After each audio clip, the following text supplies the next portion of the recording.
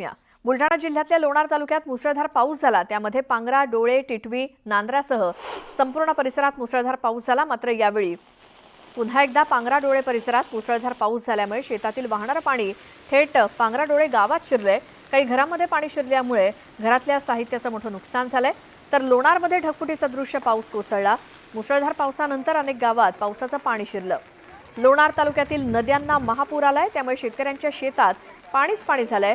बुलढाणा जिल्हा आणि अकोला जिल्ह्याला जोडणारा शेगाव जवळील मन नदीवरचा पुलावरनं पाणी वाहत असल्यामुळे शेगाव अकोट हा राज्य महामार्ग वाहतुकीसाठी बंद करण्यात आलाय।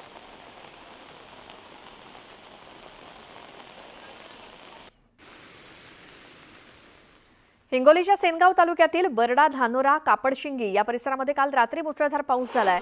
त्यामुळे कापडशिंगी गावाजवळच्या ओढ्याला मोठा पूर आला। या ठिकाणी पुलाचं काम सुरू आहे, त्यामुळे बाजूला तयार करण्यात आलेल्या पर्यायी रस्त्यावरनं देखील पुराचं पाणी वाहतंय। त्यामुळे या रस्त्यावरची वाहतूक बंद झाली आहे।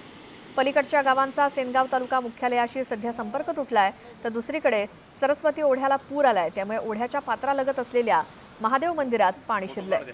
या मंदिरांमध्ये तिघे जण अडकले होते, त्यांना बाहेर काढण्यासाठी बचाव पथक गेलं होतं। या तिघा जणांमध्ये मंदिराचे पुजारी आणि 2 शेतकऱ्यांचा समावेश आहे।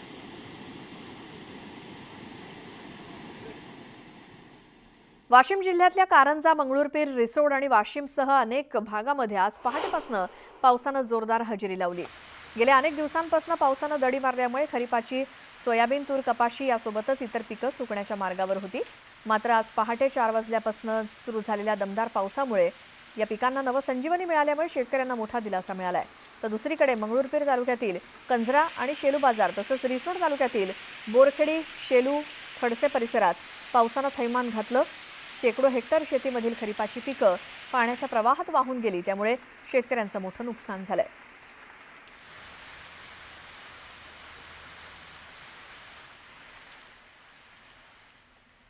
तर जळगावच्या पाचोरा आणि भडगाव तालुक्यातील ग्रामीण भागात मुसळधार पाऊस झाला, त्यामुळे शेतातील पिकांना जीवदान मिळालंय। जवळपास तासभर पाऊस झाला आणि पावसाचा जोर अधिक होता, त्यामुळे पिकांना दिलासा मिळालाय।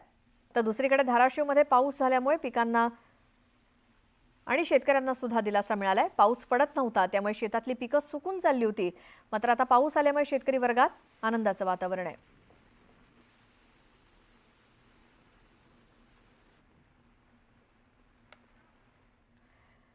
वाशिम जिल्ह्यातील रिसोड, मालेगाव, मंगळूरपीर यासोबतच अनेक ठिकाणी अतिमुसळधार पाऊस पडला। या पावसामुळे पैनगंगा नदीला मोठा पूर आला असून नदीकाठची शेतं आणि जमीन पिकांसह खरडून निघाली आहे। याचा आढावा घेतला आमचे वाशिमचे प्रतिनिधी किशोर गोमास यांनी।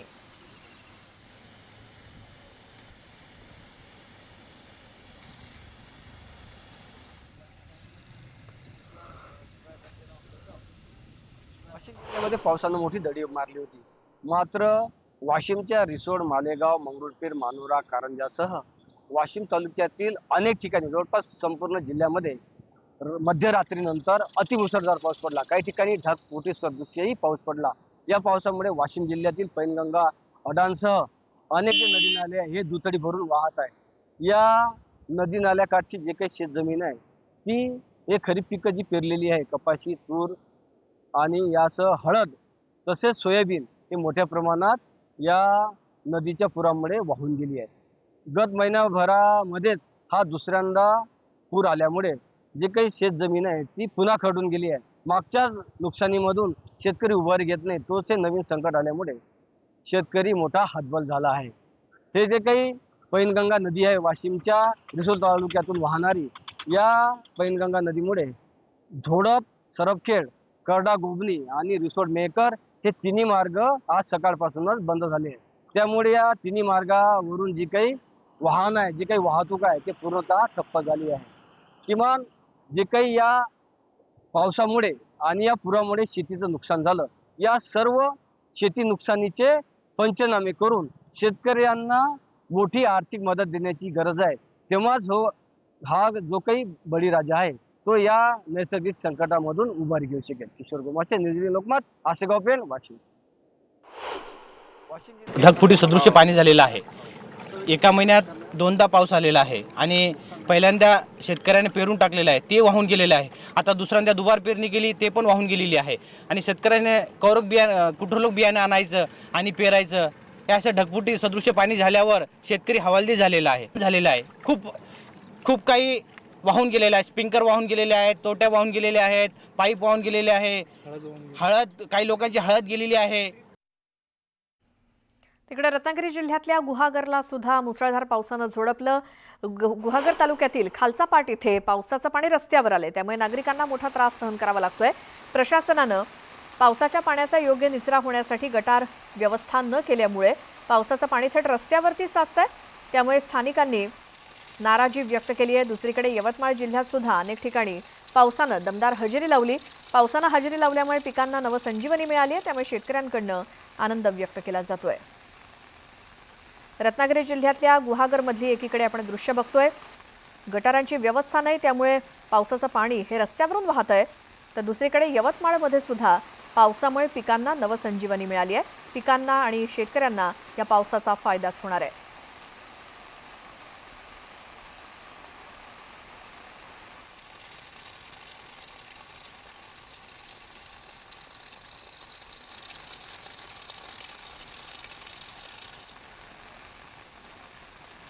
रत्नागिरी जिल्ह्यातल्या गुहागरमध्ये मात्र हे सगळं पावसाचं पाणी रस्त्यावरती वाहतंय, कारण तिथे गटारांची सोय नाही, त्यामुळे रस्त्यालाच नदीचं स्वरूप आलंय. तर दुसरी दृश्य आपण यवतमाळमधली बघतोय, तिथे पावसाचं आगमन झालंय आणि त्यामुळे जी काही पिकं आहेत त्यांना या पावसाचा फायदा होतोय आणि त्यामुळे शेतकरी तिथले आनंदी झालेत. तर परभणीतील सेलू, पाथरी, मानवत सोबतच अनेक भागात पहाटेच्या सुमारास मुसळधार पावसानं हजेरी लावली असून या पावसामुळे नदी नाल्यांना मोठ्या प्रमाणात पाणी आलंय. या पावसामुळे काही प्रमाणात का होईना परभणीकरांना दिलासा मिळालाय. तर तिकडे जालना जिल्ह्यातील लिंबे वडगाव दलित वस्ती इथे साठवण तलावाचं पाणी रस्त्यावरती आल्यामुळे तालुक्यांचा संपर्क तुटलाय. लिंबे वडगाव पाटोदा शिवारात मुसळधार पाऊस झाल्यामुळे तिथल्या साठवण तलावाच्या पाणी पातळीत मोठी वाढ झाली असून तलावाचं पाणी थेट रस्त्यावरती आलंय. तर जिल्हाधिकाऱ्यांनी लक्ष घालून नागरिकांचा रस्ता सुकर करून द्यावा अशी मागणी स्थानिकांनी केली. सरकारने लवकरात लवकर आमची काहीतरी मदत करा. हे बघा,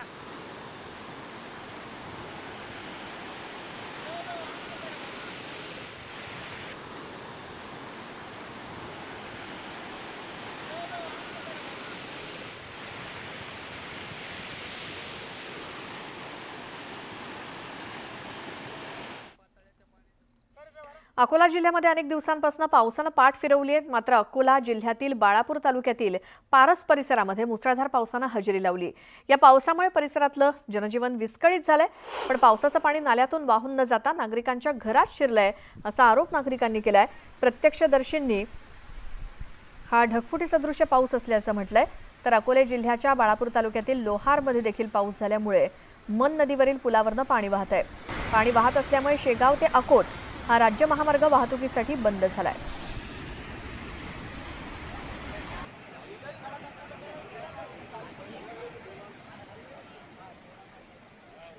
देशभरात पावसाची काय परिस्थिती आहे बघूयात.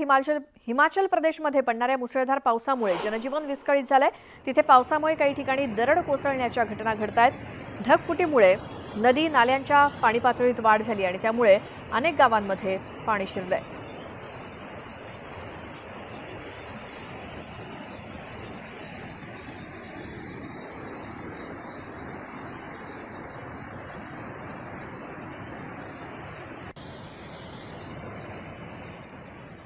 जम्मू काश्मीरमध्ये मुसळधार पावसामुळे पूरसदृश्य परिस्थिती निर्माण झाली. ठिकठिकाणी पावसामुळे भूस्खलन होत आहे. तर राजौरीमध्ये सततच्या पावसामुळे धरहाली आणि सक्तोह नदींच्या पाणी पातळीत वाढ झाली. राजौरीमध्ये सरकारी आणि खासगी शाळांना त्यामुळे सुट्टी घोषित करण्यात आली आहे. जम्मू काश्मीरमधली ही दृश्य आपण बघतोय. तिथे राजौरीमध्ये रस्त्यांना नद्यांचं स्वरूप आलंय. तिथे मुसळधार पाऊस आलाय. पूरजन्य परिस्थिती निर्माण झाली आहे. भूस्खलन सुद्धा होत आहे. राजौरीमध्ये सततच्या पावसामुळे धरहाली आणि सक्तोह या नद्यांच्या पाणी पातळीत वाढ झाली. राजौरीमध्ये सरकारी आणि खासगी सर्व शाळांना सुट्टी घोषित करण्यात आली आहे.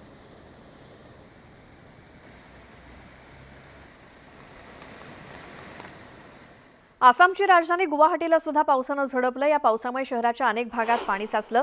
रस्त्यावरती पाणी साचल्यामुळे वाहतुकीला मोठा अडथळा निर्माण झाला. सकाळी रस्त्यावरती पाणी भरल्यानं नागरिकांना मोठ्या समस्यांचा सामना करावा लागला.